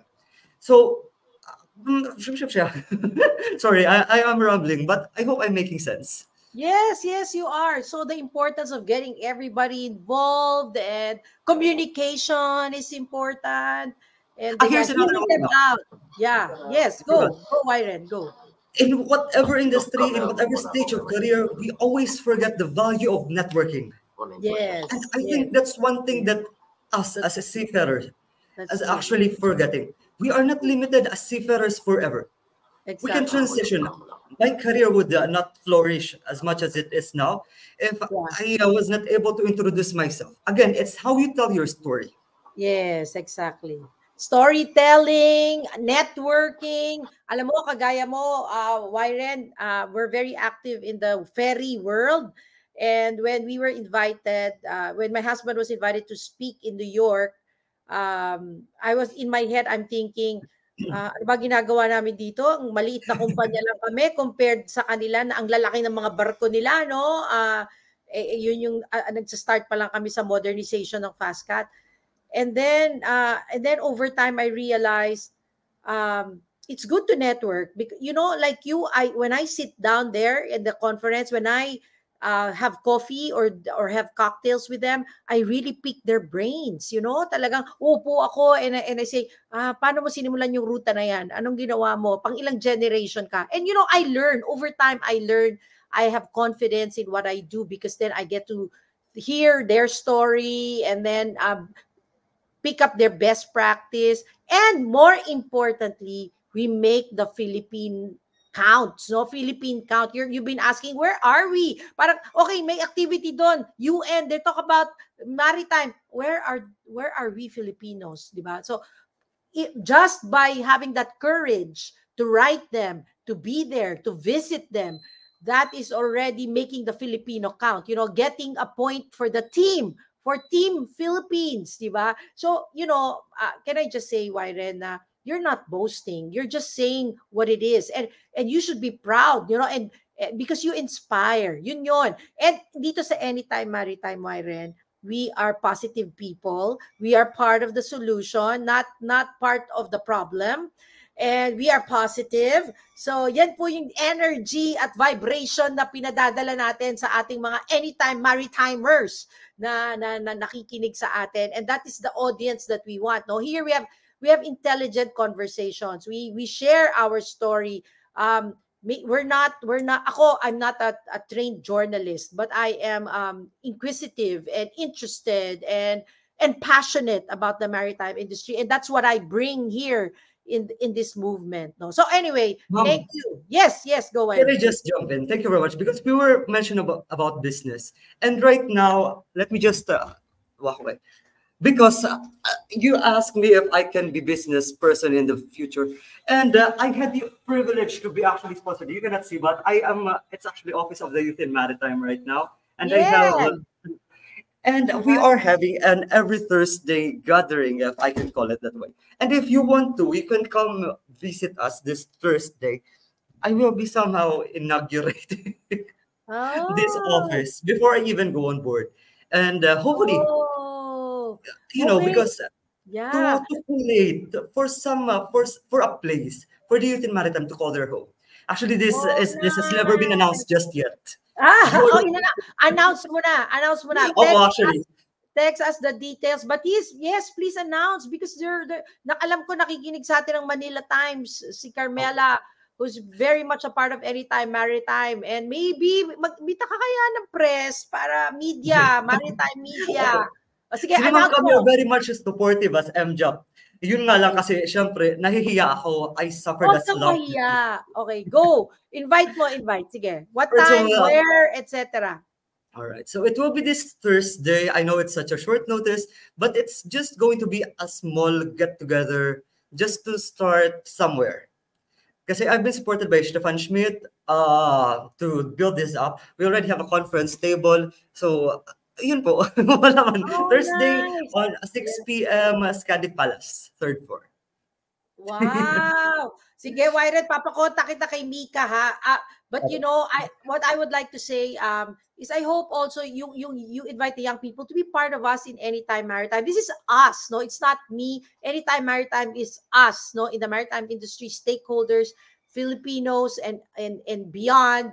But of course, you know, let's have a voice in the industry. We want you. We want the youth to be a part of it. And Mika is the person in charge. I'm sure pupunta yan si Mika. Young people, thank you. I want to attend, but I think I have I already have something Thursday for entrepreneurs and Singaporean business people. But I'm sure Mika will find time. Oh, anyway, congratulations on that in advance. Thank you for being a leader of the youth in the maritime industry and getting them active and getting them involved and really having the courage to be someone who's chasing his dreams and having long dreams, no? And that's what we want. That's what we want. Okay, tatanungin ko rin questions na nandito sa, o kaya Mika, nasa ano ba natin, chat ba natin para i-post mo na. Okay, ito na po. I remember that the Marina issues special permits that allow domestic ships to operate temporarily international voyages within BIMP Iaga. This has facilitated trade between the smaller ports in the Philippines and neighboring countries. This was prompted much earlier during the presidency of Arroyo and later on Ramos with the BIMP Iaga Sub-Regional Shipping Facilitation Initiative, which aims to simplify and harmonize shipping relations and procedures. From Carmelo Villar of Manila Times and Fast Maritime. Answer. Yes. Oh, answer, GM. The answer to that, which at this early I may offer, is that that concern, that very vital concern, will be subject among the discussions during this BIMP Iaga conference. Yan ay isang bagay na harmonize namin ang gusto para magiging patas, kasi kailangan natin i-answer at i-satisfy itong CIQS. CIQS is Customs, Immigrations, Quarantine, and Security. So hindi pwede na ang customs regulations ng Malaysia ay hindi magtugma sa customs regulation natin sa Pilipinas. In order to develop a more free trade as conceptualized by former President Gloria Macapagal Arroyo, if you are familiar with this General Agreement on Tariffs and Trades, World Trade Organization, yung GATT-WTO, somehow naka-attach dyan ang sea trade between and among the BIMP Iaga East Asian Growth Region. So thank you for that concern, thank you for that question, thank you for that reawakening, because that will be part and parcel of our discussion during the board meeting of BIMP Iaga comes January 20. Nice, GM Alex, ha. Talagang tututukan natin, abangan ang mga resulta niyang inyong conference that will definitely have a positive impact on the region and of course Palawan as a province. Okay, more questions, Mika? From Zai Cordero. The challenges faced by younger generations of Filipino seafarers are often a complex mix of personal, professional, and industry-wide issues. So as someone who has spoken a lot with the younger ones, at saka young one ka pa, what do you think are the most worrying ones that needs to be given attention? Should it be mental and emotional well-being, bullying, harassment, keeping up with the new training as a result of advancement in technology? Yes. Right. Okay. Perhaps, if I can, the underpinning will have to be, of course, education and training. Kasi if we focus on that one, this emotional well-being and then mental will somehow be broached. For instance, they will be able to adapt more on their shipboard life. Of course, we have trainings for that. Company-wides are actually, and then we have the Mission to Seafarers, and then the Sailor Society. We have third-party organizations and welfare organizations for that. Bullying and harassment, we hopefully we have policies in our and we have the MLC for that. But maritime education and training is something that we have to push forward because, well, as GM has mentioned a while ago, we are in a worrying trend at a decline of not only of moral and core values, but also, of course, of their technical skills. Now, it's not to say that being on board is all about technical skills. One thing that I've learned is that seafaring is not besting others, rather it's relating with them. So we have to, you were right, Ty, when you mentioned that it's complex and it's a mix of things. But if we want to target something, we start with maritime education and training and then ascend one after the other. Otherwise, we will just be rounding on circles. Nice. So education and training. I have been agree tayo dyan. Yeah, agree tayo dyan. Alam mo ba, sa Wyren, nakita ko rin yan nung nagsimula kami pagbabarko, nakita ko yung gap between the what is being produced in our educational system as against the industry needs. And therefore, yung gap na yan, sabi ko, oh my God, ang laki. So kailangan makatulong ako on how to close that. That led me to pursuing a master's degree in maritime education and training at the PMMA after my executive maritime management at the World Maritime University, which is owned, the Center of Excellence for maritime in the maritime world, owned by the IMO, okay, the International Maritime Organization, which now led me to pursue my PhD degree in maritime affairs, also at the World Maritime University. So again, yun. So I agree with you that maritime training, education and training is important, because kalimbawa, kagaya ng sinabi mo na that follows, kung na-train natin sila na maigi, mabata pa lang sila, very good na yung kanilang handling of their mental health, emotional being, emotional IQ, then we rid of those issues later on in life. Parang gano'n, di ba? Miss Marian, can I jump in on that one?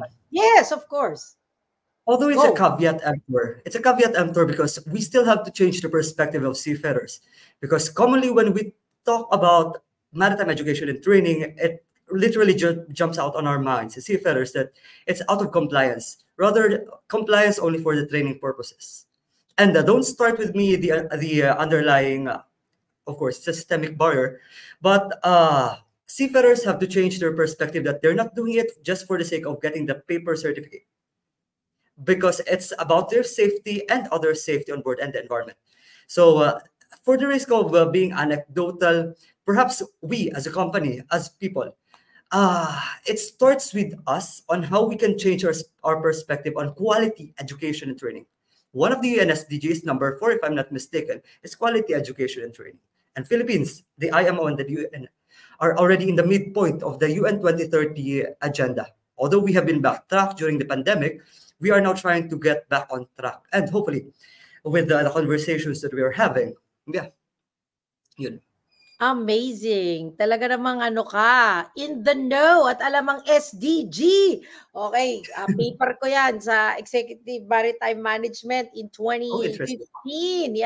17 sustainable goals that we must pursue and work hard on to achieve and align. Whatever we're doing, it should be aligned to the UN SDG. Very good. Okay, thank you, Wyra. Next question, Mika, if we have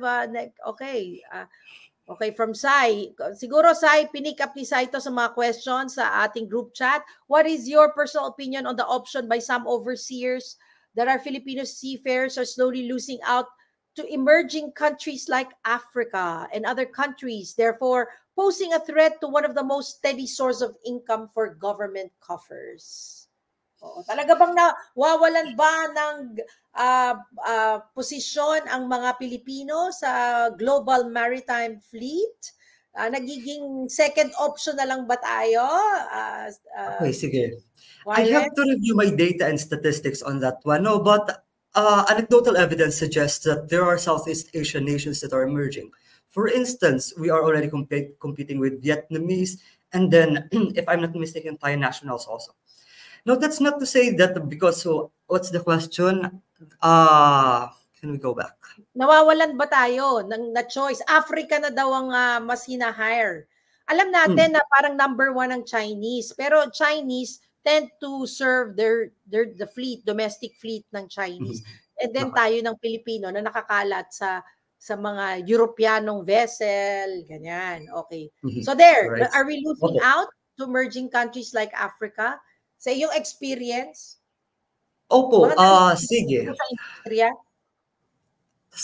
It's always been a challenge, posed by globalization. One way or another, we are going to see a paradigm shift when it comes to crewing. But the even more, I guess, the worrying trend that I'm seeing is it's not pitting the countries against each other. Kasi at the end of the day, aren't we all in the same boat? Although it will, of course, backfire on how our country will be impacted. But is it really something that we want to have? Sabi nila, our greatest export as a country has always been our manpower. Do we have to always be exporting our greatest resource, the human resource? Instead, you are in Fast Cut Maritime, Fast Cut Ma'am. So why not also strengthen our own domestic shipping lines, so that if these people who are trying to find greener pastures, or in this case, bluer seas, bluer seas on other nations, they have the choice of coming to the domestic shipping because they don't have to compare it to, what do you call that? The living conditions, the wages, the salaries, and all that are being offered outside, if our industry in the Philippines, maritime industry in the Philippines, is competitive enough. Wow, galing. Alam mo, dadagdagan ko yung storya mo, Wyren.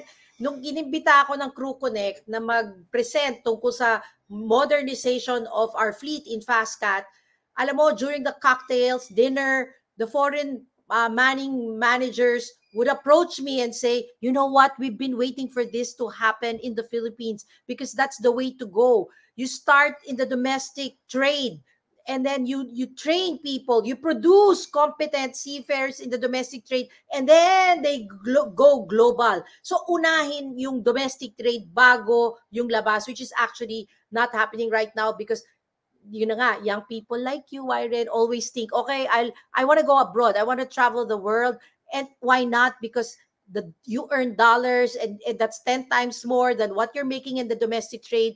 But what I'm telling the young people is, if everyone thinks that way, what about our country? Paano na lang ang Pilipino? Kung iisipin natin, latak na lang ang para sa Pilipinas, lahat muna sa labas. Ang gagaling natin sa labas, pero paano yung bayan natin?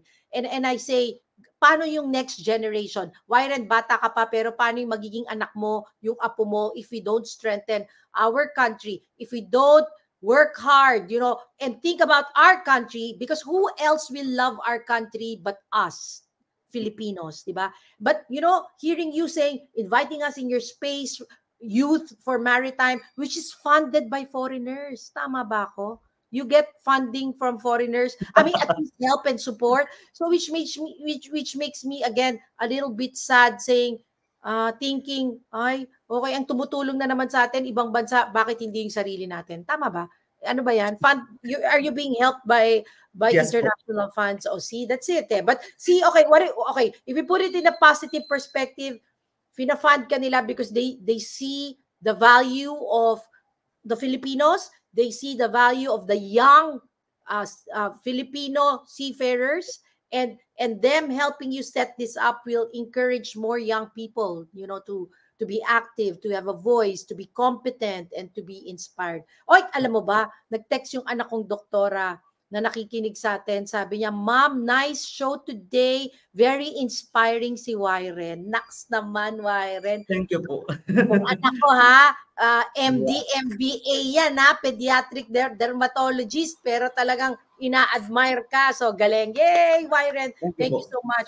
Okay, may question pa ba tayo? I think si GM Alex is having some signal issues. Tommy Tay, question. As a youth leader, what can you propose that the stakeholders in the crewing industry and the government should do to make seafaring a more attractive job for the young generation? Yan. Call to action. Call to action. Wish list, wish list. Thank you for the question, Tommy. Sige. Okay, Wyren. We have to tend on our own backyards po, no? Siyempre, it will start on we have the decision-making powers in our own organizations. So we already have the policies. I believe we have the ISM telling us to avoid bullying and harassment. How does that actually cascade to our shipboard organizations? There was a question about bullying and harassment. Although it has been, alam mo yun, nabawasan na, but there is still. And 1% is still 1%. It's more than just numbers. When it comes about bullying and harassment, 1%, even 0.1% is still 0.1%. There are more than just numbers. So that's one thing. Start with your own backyards when it comes to tending your organizations and policies. Secondly, we have to be more visible of our support with the younger generation. It's not about us telling that we are inclusive, if that's not actually reflecting to the core values of not only the employers but also of the employees within. One best practice that I saw on one of the companies that I'm really not affiliated but a friend with, they are actually widening not only the seafarers but also their families, because that's one thing that we often forget, that seafarers actually go to their families first instead of their companies, because they are the people who actually know what their seafarers' ordeals are. So that's another thing. Look outside of the seafarers. Look at their families. How are they being supported financially, morally? Welfare of the families is another thing. Third, strengthen your industry connections. It's not only about, it's not a business against business. That's why we call it, there are actually sharing best practices. We have to stop operating in silos if we want to increase. It's not your business against mine. The question about countries, Africa, countries pitting against each other for the manpower, the seafarer workforce, I'm sorry. That's another thing. Change your terms. I always forget this when I'm talking. Gender inclusive terms. We have been talking about manpower, manning, that's those things. And then we go about saying that we are gender diverse, inclusive. If your words and then your actions are not actually coinciding, it just sounds an alarm for us. And I think lastly, train your shipboard organizations, because we can just do so much. But if it's not actually being implemented on shipboard organizations, then there's that. Thank you. Nice. Summarize mo nga yung 5 points para natandaan ng mga nakikinig. Actually, okay, that's number 1. Sige, let's start from the bottom. Shipboard organizations will play a vital role cascading. The first one that I pointed out, policies. Gender inclusive terms. Gender inclusive terms, and then do not B2B. Do not pit your company against other companies. It's about not operating in silos. And I forgot my last one. I'm sorry, but we can just watch the recording afterwards. You said crew welfare is important. Family, di ba? So sa seafarers, dapat pamilya nila iniisip din kasi it contributes to the mindset. And then yung connection, networking, you said that, inclusivity, gender equality, training, and shipboard organization. Can I deal with gender equality also, ma'am? Yes. Because when we think about gender equality, this is another, actually it's related to the question posed. When we think about gender equality, we often think women. And although that's correct, we forget another untapped resource, LGBTQIA+. Yes. How are we actually helping them feel on board? Because we can say so much about maritime being a brute and bruise industry, but it has gone progressively far from the muscle works. It's now more of a mind game, really not a mind game, but more of a mind force power. I hope I'm making sense. So there. Yes, you are. In one of the conferences I attended, that was mentioned that how important it is to get like women and also, other yung gender nga, LGBTQI in the fold, no? It should not be limited because we have this perspective that it's a man's world. Maritime is a man's world. So we're losing out if we don't encourage women to join the workforce, become a maritime professional. So that's very good, very, very important that we keep that in mind, no? Inclusivity. Yes, you were going to say something. Yes, because another best practice that I saw that other companies are actually inculcating in their GAD programs are having a dedicated ship that are all female, for instance. And although that proves actually to be helpful, we have to, again, we're creating silos that these are supposed to be the ships that's only operating for women. And that's not supposed to be the case. Going back to my going gender neutral term, I envision a time wherein seafarer, when we say seafarer, we do not instinctively think about men. That we need no longer to prefix the word female seafarers, just to say that there are actually female seafarers. So yun. Agree. A whole lot of learning right there, coming from a seafarer who is already serving in the global fleet, and a young one who has a lot of something to look forward to, no? Diba? Changes to look forward to. So sa mga nakikinig sa ating mga manning, crewing, people in the maritime industry, these are tidbits that we can really adopt and learn from. Okay, Mika, we have questions pa?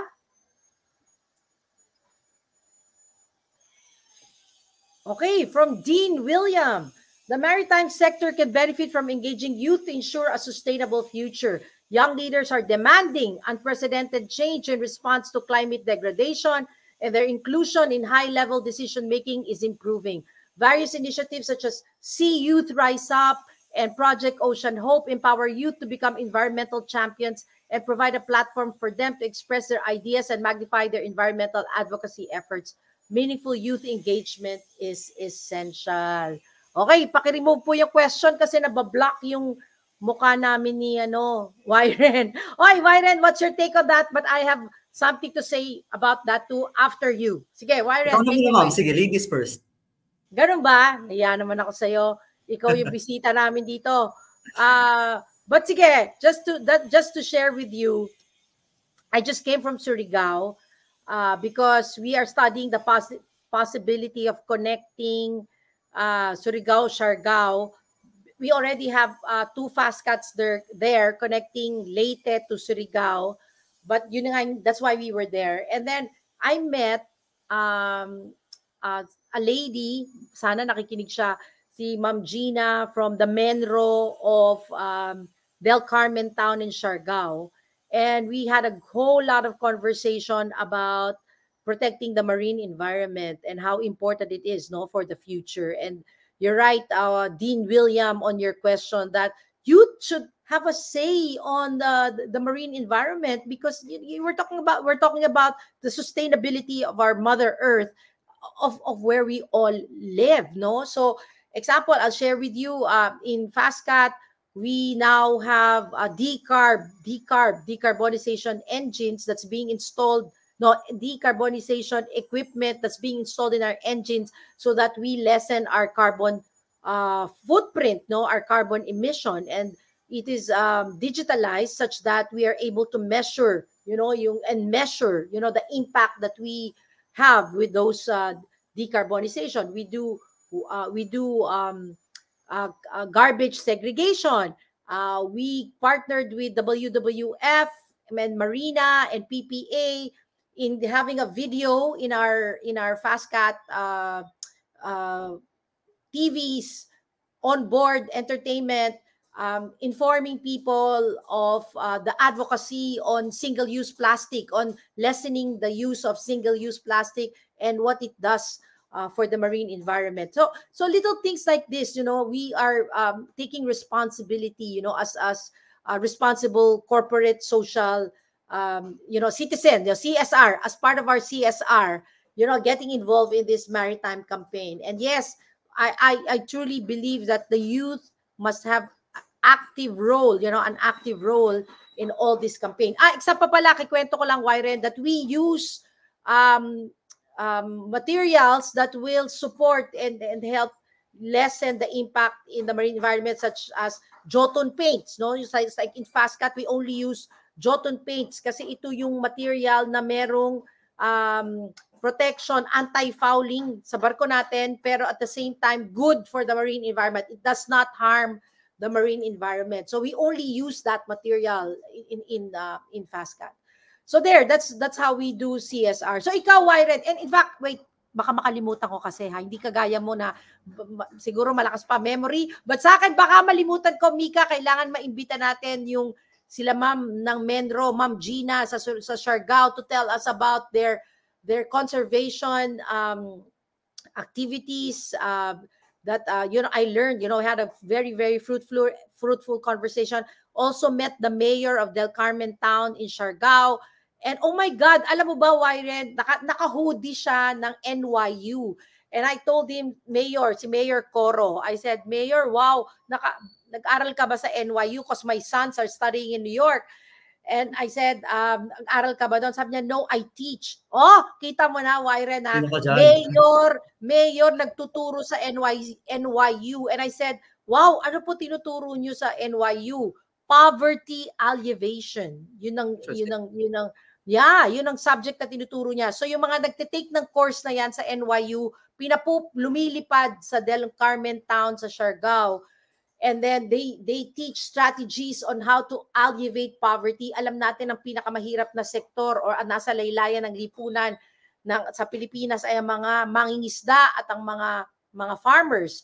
And that is the focus of that course that Mayor Coro of Del Carmen is teaching. In fact, sabi ko nga sa kanya, Mayor, mag-a-attend ako ng kurso mo na yan. Pupunta ako sa bayan mo at mag-a-attend ako because I'm really interested to learn, and how we can help, because alam natin na marami tayong mahirap na kababayan dito sa Pilipinas. So yun. Okay, so tapos na ako, Wyren. Sa'yo, anong take mo dyan sa involvement of the young in the marine environment protection, climate change, etc.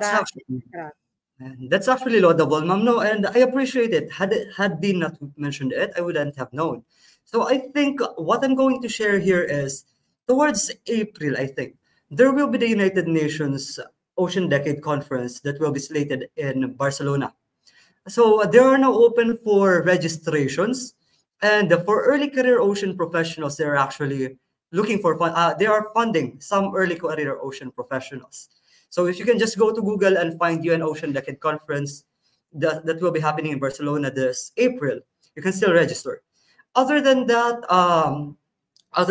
because we're talking about meaningful youth engagement, and coming from a person who has enough background on how the UN youth at least, we have this accreditation process for the major group for children and youth, wherein we are collating people like this who are very much interested in conservation, generally conservation, be it marine, solar. We are even discussing solar radiation, ma'am, for crying out loud. I wouldn't have the expertise. So what I'm trying to say is that there are mechanisms coming from top down. You have been discussing in the national wise. And then for the UN, there are actually accreditation process so that the people coming from the Sea Youth Rise Up, Project Ocean can be accredited observers, or if they want to actually have a decision-making capacity, we at the major group of children and youth are able to help you on that one. And I think lastly that I want to point out, because I'm worried of the time, it's 9:57, I don't want to overstay. I appreciate you guys, all those questions, all those interventions. And don't worry, I am taking this into account. And one way or another, hopefully, we will call for a general assembly, if you want to call it that. Here's another, actually not very much broadcasted yet, but the Nautical Institute will have their annual general meeting this coming June here in Manila. It will be sponsored by MAAP, but as one of the sabi ko nga kanina, ma'am, younger members council member, I have been tasked to ask what are the things that the youth in the Philippines wanted to do. Kasi one of the great funders, TK, are looking for actually projects that they can probably fund. So that's one thing. If probably we can have a brain storming on those things before I go on board, that will be lovely. Kasi yun, it's a major funder that we can have actually put these things that we're talking about into action. Nice, nice. Oh my God. Ang bilis ng oras pag masarap ang kwentuhan. Nagkwentuhan tayo pero napakarami naming natutuhan sa iyo, Wyren. At kung ang pangarap mo talaga ay maka-inspire, ay achieve mo na ang pag-i-inspire. Because talagang, naramdaman namin yan at na-inspire kami sa iyong lahat ng shinare mo. At please, continue doing what you're doing and don't get tired. You have it in you, and please continue to write and to talk about all of these things. I think you are an inborn leader, and you have it in you. So please continue doing what you're doing, and please make Anytime Maritime yours as well. This is a movement for us. It's not mine. It's not only for a limited few, but for all of us. It's up to us to elevate the maritime industry as Filipinos, and we have it in you. Marami na tayong nasabi. Closing last minute words from you. Naputol na si GM Alex, but we thank him just the same. Thank you, audience, for being part of this. And thank you so much for taking our invitation and spending your valuable time with us. Closing words before we go, Wyren. Thank you for Anytime Maritime team. Yes, Wyren, please. Ma'am, probably first and foremost, thank you very much for inviting me. No, it's my first appearance again, if you want to say, after my vacating of the position as ambassador. Nahihiya pa rin ako sabihin, I'm still not used to it. But yun, probably as a parting word, I don't know, a question probably. A question for you. If, with all the things that we've talked about, how can we together move forward outside of the four walls of this office? Siguro, yun na lang. What are the pledges that the Anytime Maritime can help us as youth in maritime? Amen. Amen. Okay, may palaisipan pang iniwan sa atin si Wyren. Pag-isipan niyo po yan and let's get the conversation going. So Anytime Maritimers who have tuned in, maraming salamat po. Please continue to support Anytime Maritime. Tuesdays, 8 to 10. But of course, you can watch it in Facebook Live, YouTube, anytime.